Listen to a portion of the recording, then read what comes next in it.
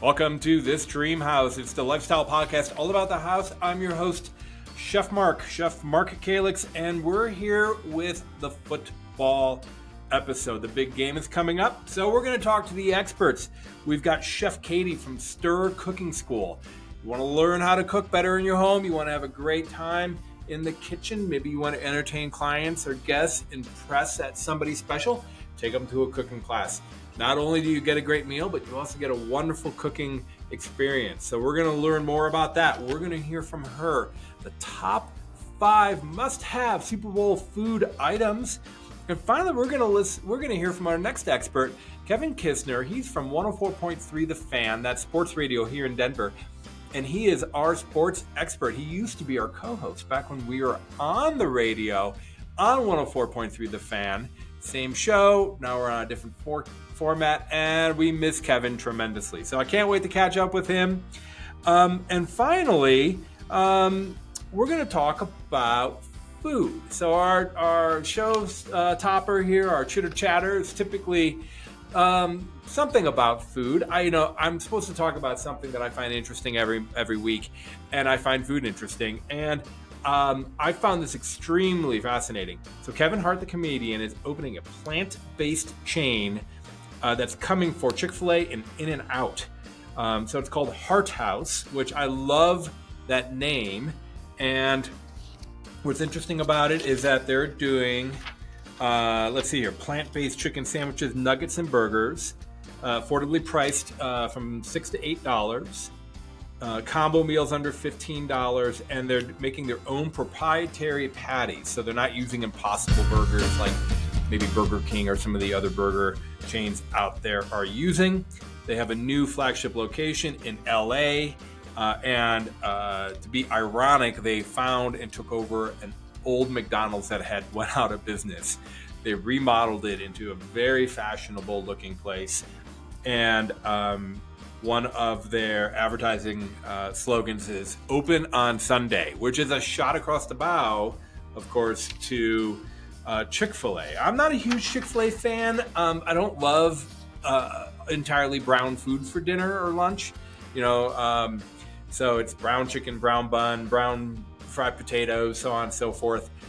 It was explained to me by a friend of the family that it's popular because children like it. And that's fair enough. I think if you have a child, which generally has an unrefined palate, they're going to love that. And particularly if you're in a hurry and you have a kid that doesn't eat anything, yeah, you're going to stop at Chick-fil-A. That's fair. I don't have children of my own, and the children that are in my life are adults. So I can't relate to this, but when I do have grandchildren, I've been told, be prepared to make lots and lots of stops at Chick-fil-A. Fair enough. I do appreciate that they've stuck to their guns with the closed on Sundays. Being a restaurant professional, having worked in restaurants, my entire 25 years of my working career, before I moved on to food education and podcasts and television and all the other wonderful things that I'm blessed to do, I got to tell you, Sunday's the hardest day of the week to not only work, but the schedule. You got football season. Everybody wants a day off. Some people have, they want or need the day off for family and church time. And gosh, if you're going to work in a restaurant, what I found, to be fair, is that it's unfair for one person to have every Sunday off. So anybody I hired, I would say, okay, I got 10 cooks. If everybody works 2 Sundays out of the month, then everybody gets half of the Sundays off. And that way no one person is stuck, quote unquote, stuck getting the bad shifts.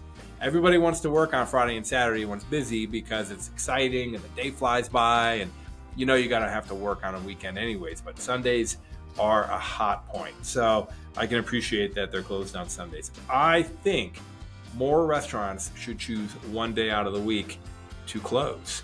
And in fact, when I was a young culinarian in New York City, there was a restaurant that had just opened in New York, in Manhattan, Lower East Side, I think. They had the clever name called Closed on Mondays. Well, so it makes sense to close one day a week because now your entire professional work staff of servers and cooks can work the next 6 days, which is pretty typical in a high-end restaurant. And then they know what day they're going to get off. You don't have to negotiate the schedule. You don't have to, you know when you have to be at work, Monday through Saturday, just like a normal restaurant. So anyways, I'm curious to see how this goes. Obviously, this is a restaurant chain that will be well-funded because they have a celebrity host. I always say that the best way to make $1 million in the restaurant business is to start with $3 million. So it'll be interesting to see how much of a stomach Kevin Hart has for losing money before he pulls the plug. Or he becomes a successful restaurant entrepreneur. Good for him. Either way, I think this is a limited concept because an animal must die for me to have lunch or dinner, breakfast, lunch, or dinner. And I'm kidding, of course, but not really. I'm a card-carrying carnivore, and I wouldn't seek out a plant-based menu. This probably would work great in a place like, let's say, California, where you have a lot of people who want that perceived healthy food and, are eating a meat-free diet or whatever, more so than, Midwest communities or, heck, even here in Colorado. So that wouldn't appeal to someone like myself, and I wouldn't seek it out. And the only time I would ever go is if everybody else was going and I was like, well, I guess this is what we're eating. But I guarantee you that after eating here, I'd turn around and find a Burger King or McDonald's or something just to, balance out my diet with a hamburger. So what do you think, guys? I'd be curious to know, do you eat plant-based? Does that appeal to you? Is that something that, a fully plant-based restaurant where I can go in and order off the entire menu and know that I'm getting food that I find wholesome and fits into my diet? Does that appeal to you? I don't know. It doesn't appeal to me, but best of luck to Kevin Hart. I think it's pretty funny. And his new restaurant. Well, what do we have in store? One more time. We have Chef Katy from Stir Cooking School. It's a wonderful, she has 2 locations, and it's just a wonderful thing to do, a date night or businesses. You want to have a cooking class, you get the hands-on experience, you get the fellowship. Everybody gathers in the kitchen anyway, so why not let somebody else do the dishes for you and the grocery shopping? And then, of course, Kevin Kistner's 104 Point Fan is going to be telling us his Super Bowl predictions. I can't wait, so let's get started.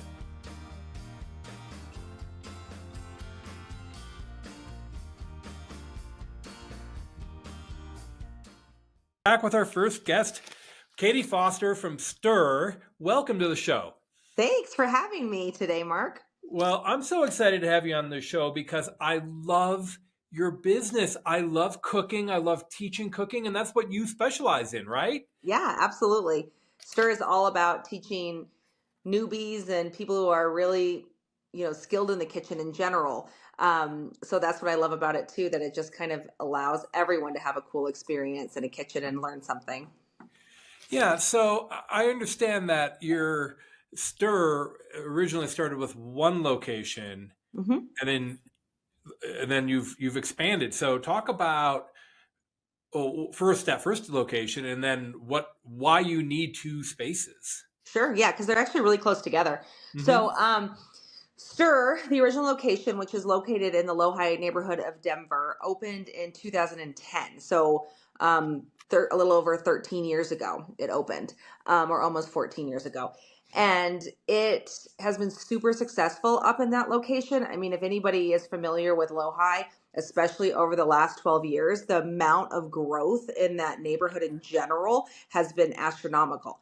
I mean, I remember when the Core Power down the street from Stir was this sketchy laundromat that nobody wanted to go to. And now it's a Core Power with condos above it. So that just is a perfect example of how much growth has been in that neighborhood.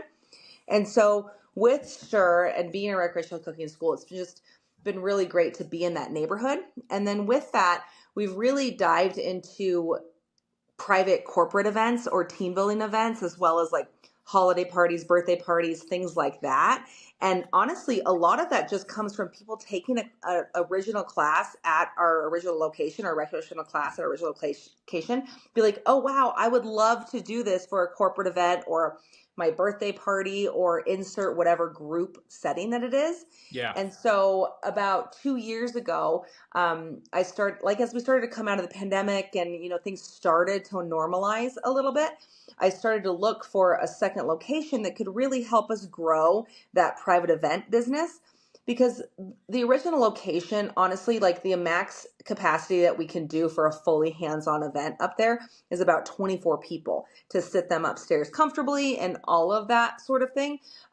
We have done more for different styles of events, but kind of that sweet spot for the second location is over like 30 to 40 people, where it's almost like that in-between size company that's not super tiny, but it's also not huge, but they want to do these fun events together.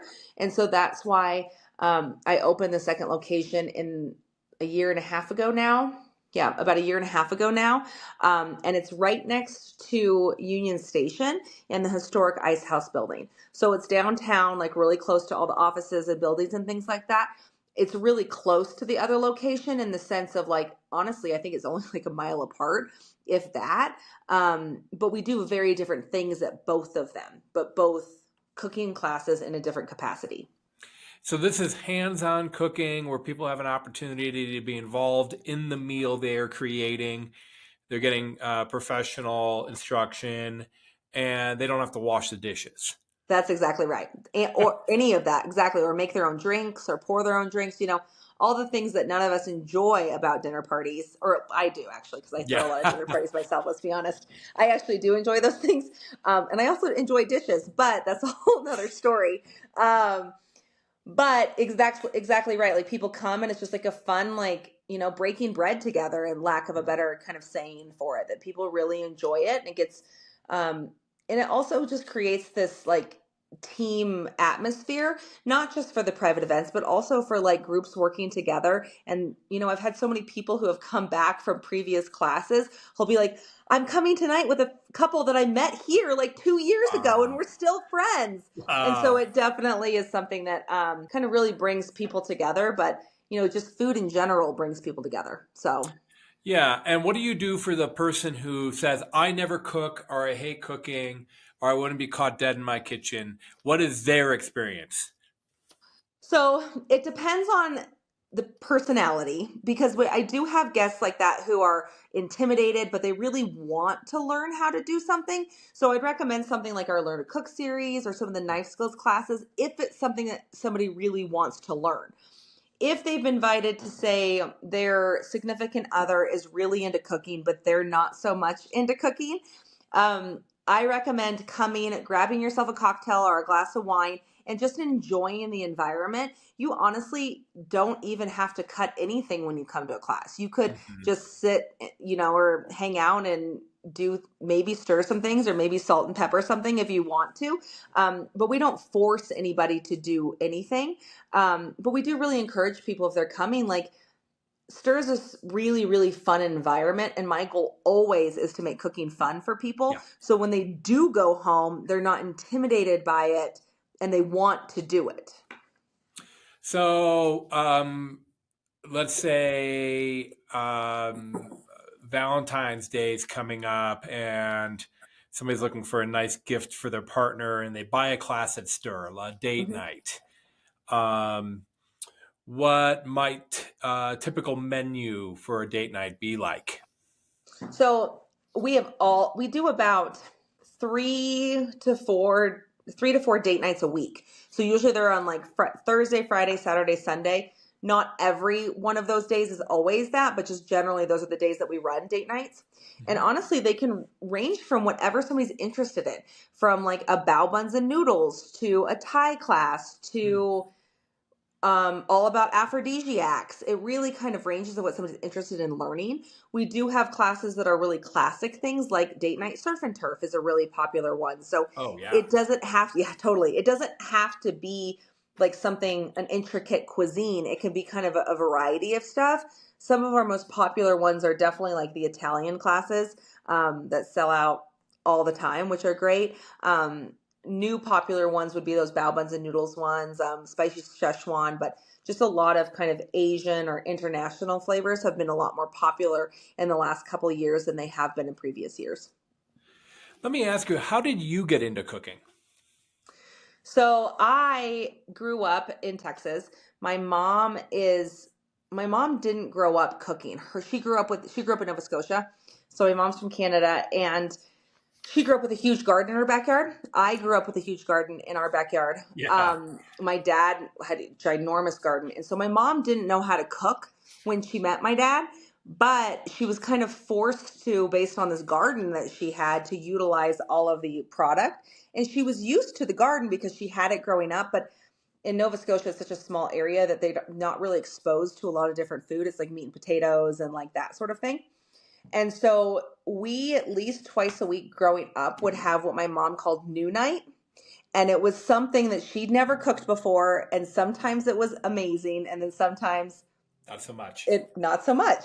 But she now is like an amazing cook. So she really got into that, instilled in that growing up, that like family dinners are really important and learning to cook is really important. And so I actually went to business school when I was after high school, and then I ended up quitting because I was really unhappy with it. And I had a guy that lived in the dorms was like, well, if you could do anything, what would you do? And I said, well, I'd own a restaurant. Is like literally it just came out like that. Wow. And so I ended up calling my mom the next day and saying, Mom, I'm quitting business school and I'm going to the CIA. And she goes, but honey, you have to have a college education to be a spy. And I was like, no, Mom. No. I mean, the Culinary Institute of America, which was and still is, in my opinion, one of the best culinary schools in the country. Yes. And so I went to the one, there's several locations now, but I went to the original one, which is in upstate New York in the Hudson Valley. Hyde Park. In Hyde Park.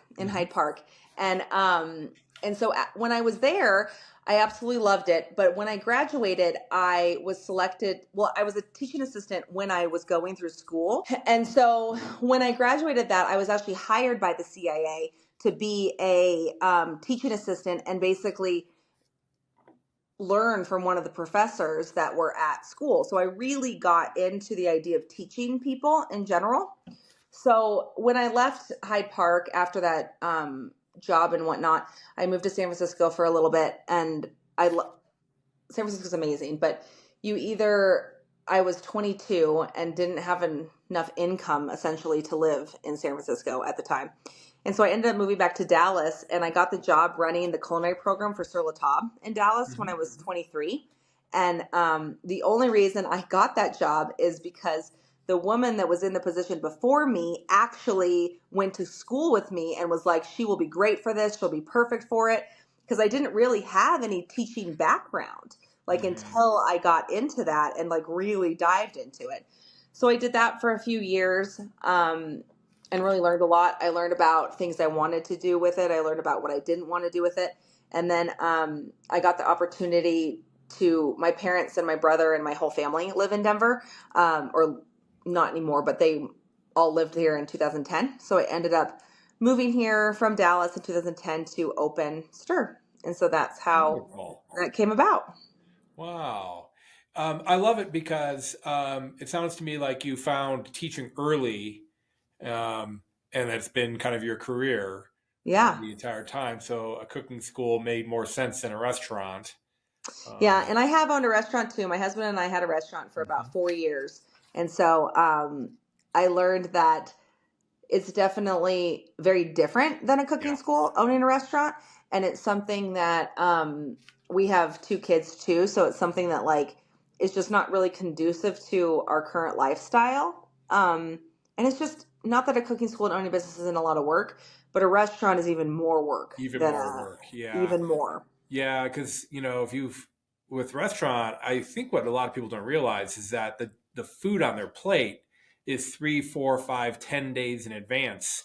The thought process, the ordering, the prepping, the braising, so, if you get a nice plate of ossobuco, if you haven't ordered the veal shanks 10 days in advance and let them slack out in the refrigerator and braise them for a few days and let them rest, it's not happening. Right. Whereas in a cooking class, it's kind of like a shell, like they're inside this little bubble for 2 hours. Mm-hmm. and they arrive into the bubble and they leave, and Yeah. it's a whole different experience. It's like playing restaurant. Yes. Yeah, Yes. yeah, and I prefer it myself. Yeah. And I love it because we have so many parallels. I started my teaching career in earnest at Sur La Table as well. Yeah. Yeah, about now we're going back almost 12 years. So Yeah. I About don't around have. the same time ish. Wow, yeah, Totally. that's right. Yeah, Ish. we we're Different areas of the country, but right, right. But it's fun that there's some parallels there. yeah. Well, before we move on to talking about food for the big game, how does somebody find Stir and sign up for a class? So a couple ways. You can just visit our website, which is stir2learn.com. It's super easy to sign up for a class coming up. You could also follow us on Instagram, which is at Stir to Learn, which you can link to that really well. Or honestly, if you just Google Stir Cooking School Denver, it or even just Cooking Schools Denver, it pops up pretty high on the list. So we Great, hope you and that join would us. be true if somebody wants to take a class, just them and their sweetheart, or maybe their Mm-hmm. family, and then also private events if they Yep, have a it's all on business. one website now. I used to have a separate one for the downtown location, but I recently combined them to create ease for people for signing up. Yeah.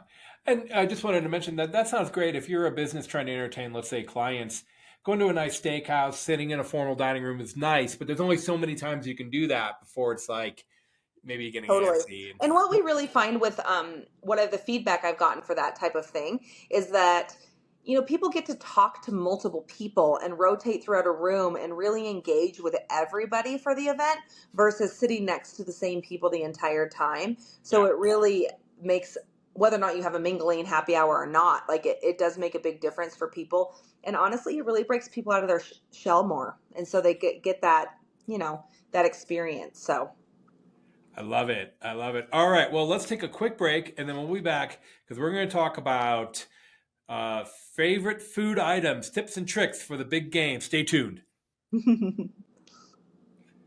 Okay. And then. And we're back. Yeah, exactly. Sam might or might not throw a commercial in here. Okay. Okay. I'm going to come back. I'm going to do a quick call out to our sponsor, then we'll move on. Okay. Okay. Sounds Do you great. know who's playing, by the way? I do. It's the Okay. 49ers and Kansas City Yeah. Okay. Cool. Chiefs. Okay. Yeah. Yeah. We're I know. hoping. I know nothing about Me sports. too. So, Yeah. I'm glad you asked because I think honestly the only reason I know about it is because I'm not either a Taylor Swift Yep. fan, but my daughter's a Taylor Swift fan, and so I think that's the only reason I know about who's playing. Yeah. Yeah. I love it. That's hilarious. Okay. And we're back. And before we move on to part two, I just wanted to thank once again our sponsor, Appliance Factory and Mattress Kingdom, for making all this possible. So, Katy, let's talk about the most important part of the big game, and that is the food. Yes. I love the Super Bowl specifically because the specter, the grandeur, the halftime show, the commercials. Totally. Maybe we get to see Taylor Swift. Maybe, hopefully. And finally, the wonderful food. So I know that you're not a huge football fan. And I'm a fair weather fan. fan. So if the Broncos were playing, I would probably have followed it, up to now. But yeah. you and I share that in that when people ask me like, how's your team doing? And I'm like, which sport are you referring to? I don't know. Totally. What do I do with my hands? But when it comes to cooking for the big event, now we're talking. All right. So, what are your top 5 big? All right, are you going first or am I going first? Oh, I've got my list. Top 5. I'll go first. Okay. Top 5 food items must have for the big game. All right. So here are mine. Guacamole. Okay. Let me know if any of these are on your list. And the key production point to guacamole is to make sure you save the seed. Put the seed in with the guacamole, and the mere presence of the seed keeps the guacamole from turning brown. Yes. So do you think that if you say guacamole, do you think if I say 7-layer dip, do you think that counts as like similar? Because there is guacamole in 7-layer dip. Guacamole is only 1 layer. I know. Okay, so they're not the same, but I will have to say 7-layer dip is something I love. I never have it except for like the big game is usually when my mom makes this like sheet tray of so much 7-layer dip. The problem I have with 7-layer dip is I eat so much of it that I have to take a nap for like the first 2 quarters. And I'm like, And then you wake up for the halftime show, which is yeah. perfect. I mean, this is something I could eat every day, but chicken wings. Yeah, I love chicken wings. I was going to say with this game specifically, I really like to, whatever the game is, try to focus, or whoever's playing, focus on where they're from. So like Kansas City is very barbecue forward. So we might smoke some wings to kind of go in that theme. So I will say that I would definitely be in that as well is wings. What is your sauce that you like the best? You know, I'm a mild buffalo, side ranch, carrot sticks and celery Yeah. sticks. But you know, it's funny because everything I say, you're like, I see what's going to happen here. You're going to be like, that's a great idea. I'm doing that too, except for I'm going to regionalize my food. I'm going to add 6 more layers to what you have. I aren't honestly. I'm not a huge fan of buffalo flavor. I love like sweet and savory, or like a Swedish barbecue sauce. And I'm like, I like kind of like. I don't always need a sauce. I'm all about a rub too, just like a rub. And I'm a big fan of blue cheese sauce. So I like having like messy fingers and having it all over my. So I like a sauce. This is a little sidebar, but do you have a favorite place in the Denver metro area for wings? I do like they serve the tater tots on the Frisbees. It's really vague. Fire on the Mountain. Oh, Fire on the Mountain. Fire on the Mountain is very good. Yes. Yeah. We ate there recently, had a nice time.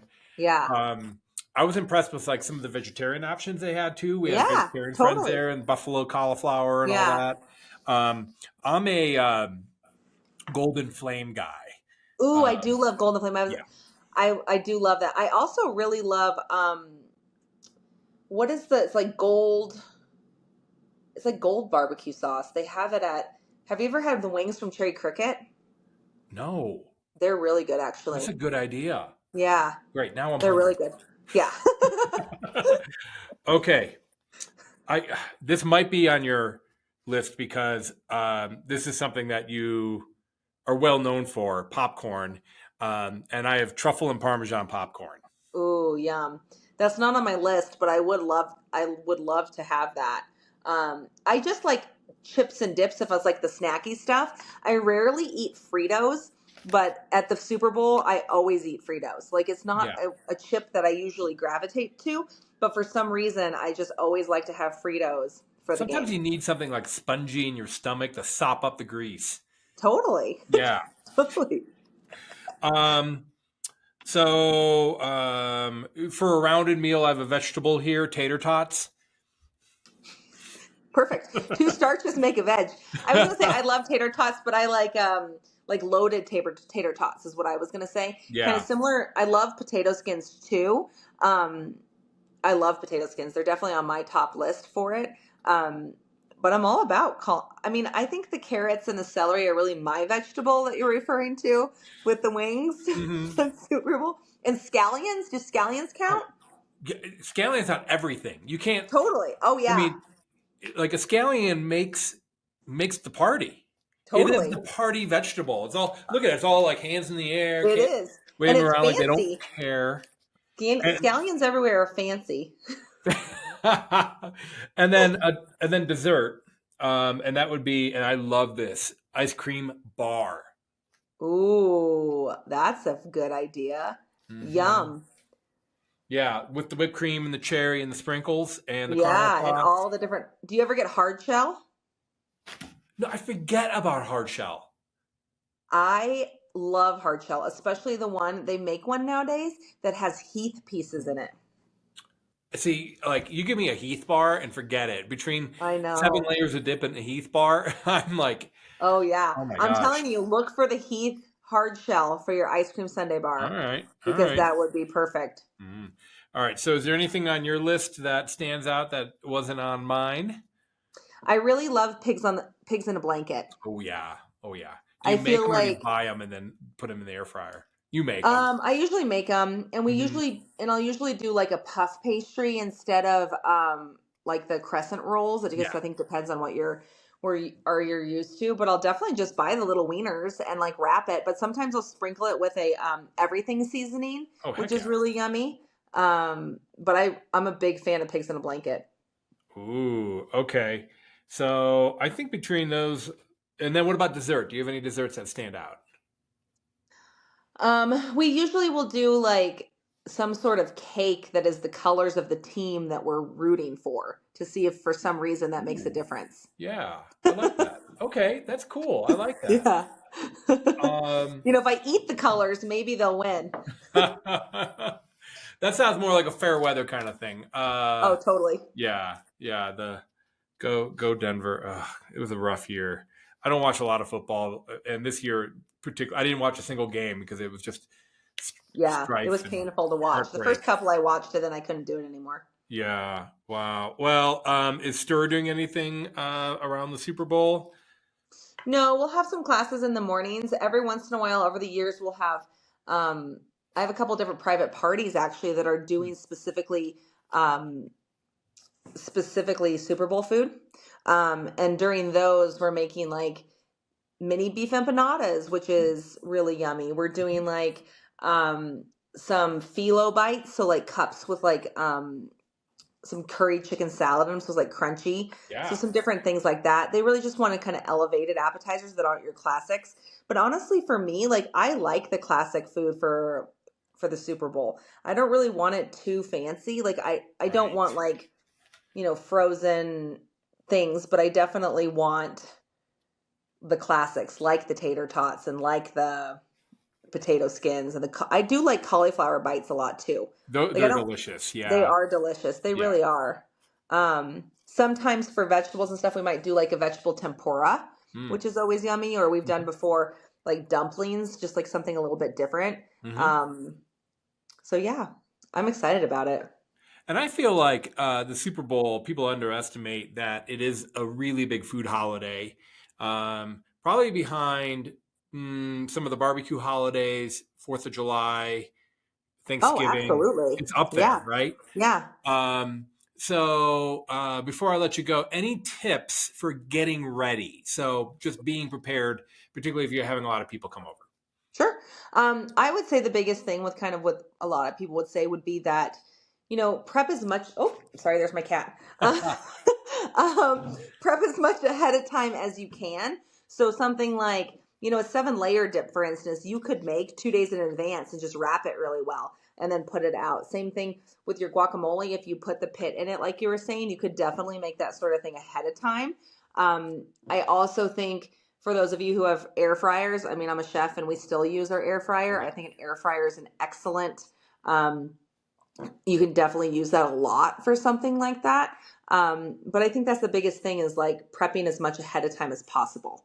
And not having everything that you're making have to go in the oven. Make sure you have a variety of things so that like you're not, waiting for one thing to be done and so on and so forth. So I think that's always a good idea. Yeah, yeah, and to add to those, I think it's important to shop on, let's say, Tuesday or Wednesday, Yeah. so that because by Friday or Saturday or even day of, you're not going to find avocados or Right. Totally. chips, bag of Yeah. chips. I mean, the stores will be sold out. Yeah. More so when it's the home team, but But yeah, still, I mean, I think this is a big one too. And I mean, they're all big because yeah, we always eat a ton, we always do a fun stuff and we're not sports fans really at all. A right. few years ago when the Broncos were playing, we made a snack stadium. Do you know what that is? No. Have you ever seen one of those? It's like Yeah. literally on a table where you make it like it looks like a stadium and then you fill the different like stands with like chips and like different things. It's awesome. I'll send you a picture just so you see it. It's Please. ridiculous. Yeah, I get mean, that up on your Instagram for the big game. We want to I see that. should, yeah. It's Yeah. like if you don't have a snack stadium, are you really doing it? Why even show up to the game? Why even show up? But that was for when that was when the Broncos were playing. So it made a big, so I love it. I love it. Well, Thank you so much for coming on the program. Yes, thanks for And having me. yeah, and sharing some of your tips and tricks for the big game. And then appreciate hearing about stirtolearn.com. Hopefully some people will hear this and think that's the perfect gift or that's the perfect Totally. inspiration I need to cook more at home. Um, and I have a friend of mine who he always says, I've never regretted taking a lesson. Yeah, Um, and I love that because, even if you're a great cook, it sounds like you're going to come to one of these classes and pick up some tip or trick that's going to totally. help you. And even if you like are really advanced, you still have a ton of fun. And like it's just a really fun thing to do. And you Yeah, can learn a lot of fun things and take them and use them at home. I love it. Well, Chef, thank you so much for joining us. And if you ever have any big news, make sure you come back on. Okay. Thank you so much, Mark. Have a good one. Okay, take care.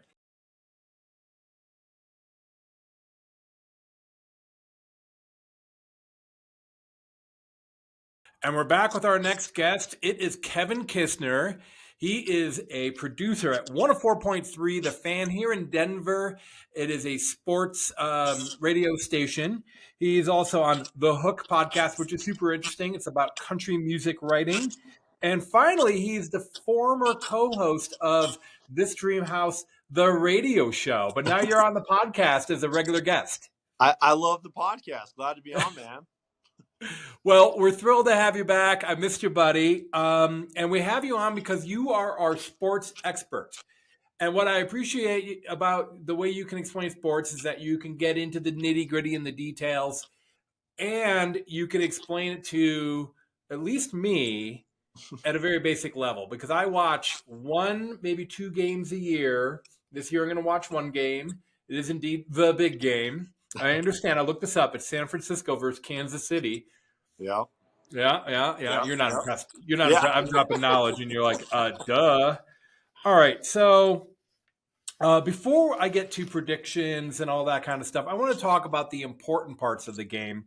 First off, what do you think about the halftime show? I believe it's Usher this year. Yeah.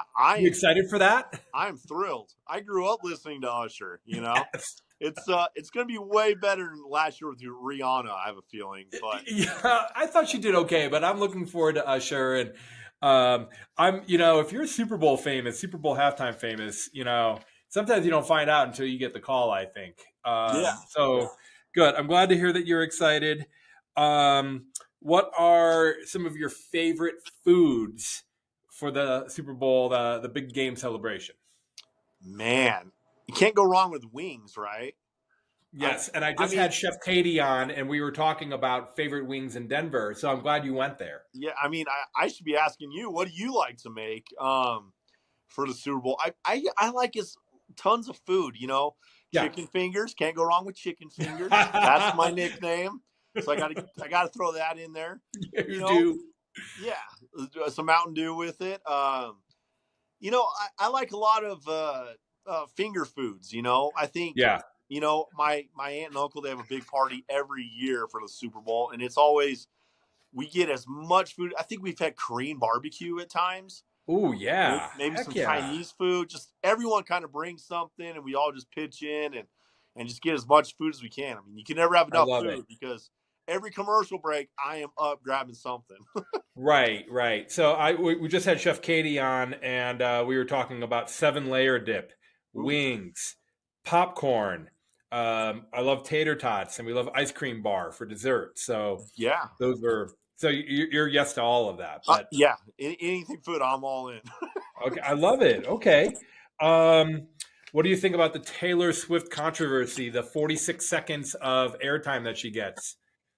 At 46 each time, or yeah, I'm a Swiftie. I got my bracelet on, you see. Yeah.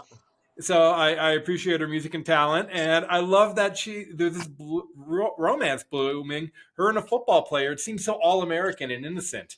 It's like there's a Carrie Underwood song out there, All American Girl, and it's like the exact story, Yeah.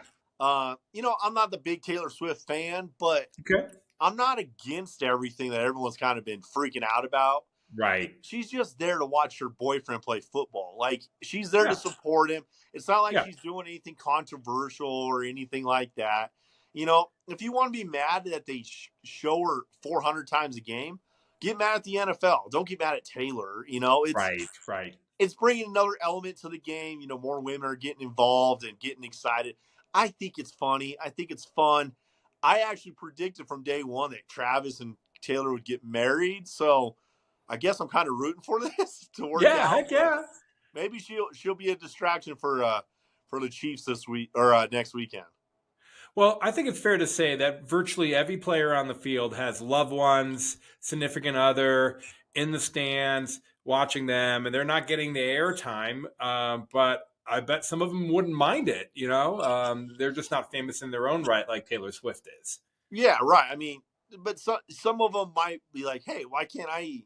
Why can't they show me?" Or Right. maybe they don't want to do it. I know a few players. They don't. Their wives just don't want to be in the spotlight. They're like, "Let us just do our own thing, and show someone else." But it's part of the game. Well, I appreciate your insight into that. And then finally, we're going to get to the game predictions here. So I know that you talk sports all day, every day with a lot of professionals. So what's your take? Who do you think is going to win, and by how much? Yeah, I think this is going to be a really, really, really close game. I think it might come down to who has the ball last for a game-winning field goal. I really, really been cheering for the Niners all year. I thought they had the best overall team.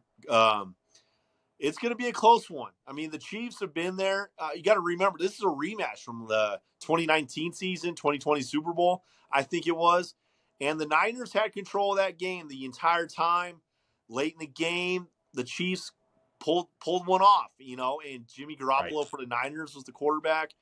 He didn't make a pass on 3rd and 6, 3rd and 9, something like that to Emmanuel Sanders. And that was kind of the difference maker that kind of could have put the nail in the coffin. And the Niners weren't able to capitalize. So I think for the 49ers, this is your chance. You are back in it. You have a chance to get some revenge. Most of those players are still back on that same team. That was my question. Yeah, to go back against the Chiefs. So it's not much has changed between these two teams. Other than maybe one quarterback, a few players here and there, but the coaches are there. It's going to be two of the best offensive minds in football going at it from the head coaching standpoint. So it kind of what I might be hearing you say is it's going to be a close game, and regardless of who wins, that they've earned that win. That it's gonna come down to a nail biter. Yeah, definitely. I'll give you my prediction. I think the Niners win it. I think this is the year Kyle Shanahan. And for everyone in Denver, we're all local here. Christian McCaffrey, Kyle Shanahan, they're all Bronco connections. So we're going to be pulling for that. I know that for sure. I'm going to say 27-26 Niners. Wow. Maybe with the game-winning field goal. Wow. Okay. That is rather thin and as tight as you can get. As close as you can get. As close as you can get. So let me ask you this. After the Super Bowl, there's kind of a vacuum, a football vacuum. So you being, definitely on the pulse, what happens the first week or 2 weeks? I know there's other professional sports going on, but in the football world, what's your experience? What do the players do? What do the coaches do? What do people who report about football? What do you guys do? Do you take a week off? What happens, or is it next season immediately? Yeah, I'll tell you, the coaches, the players, that are participating in the Super Bowl, it's finally vacation time. They are on that first flight out to Cancun or wherever they're going. From everyone else in the NFL, from a standpoint that there's a Senior Bowl happening the week before the Super Bowl, where all the college players are going for practices and all that to get drafted. So all the teams and GMs and coaches, they're all focused on that. Players, regular players, they're on vacation. They're out having a blast, maybe at the Pro Bowl and stuff like that. Then you got the Combine coming up in a couple of weeks, where every GM and head coach goes to Indy to put these guys through drills. And then you got the free agency and draft. So there's really never an off season for coaches and GMs. It's just mainly for the veteran players and stuff like that. So got it. So it's year round. It's a year round sport for basically everybody except for the guys on the field who get a brief break. Yeah. Wow. Well, that's pretty intense. As someone who never excelled at ball sports, I'm always interested to hear how the sausage is made. It's sausage. It's that's going on the menu. So, yeah, there you go. Well, Kevin Kistner from The Hook Podcast, from 104.3 The Fan, Denver Sports Radio. He's a producer in the background, but I'll tell you, I think it's only a matter of time before they should let you shine, get on the mic, because we appreciate your insight and just how clearly you can just explain what is a very complicated sport to a simple mind like mine. So I appreciate that. Yeah, I mean, unless you want to get in X's and O's, we'll stay pretty open. Well, we're going to wrap up the show. I'd like to thank our sponsor, Appliance Factory and Mattress Kingdom, for supporting this show. I'd like to thank Chef Katy from Stir Cooking School. And of course, I'd like to thank you, Kevin, for coming on the show. We'll see you a couple times a year to help us out through the big sporting events. We appreciate you, buddy, and go Niners. Appreciate it. Go Niners. Okay, well, take care. We're good to see you.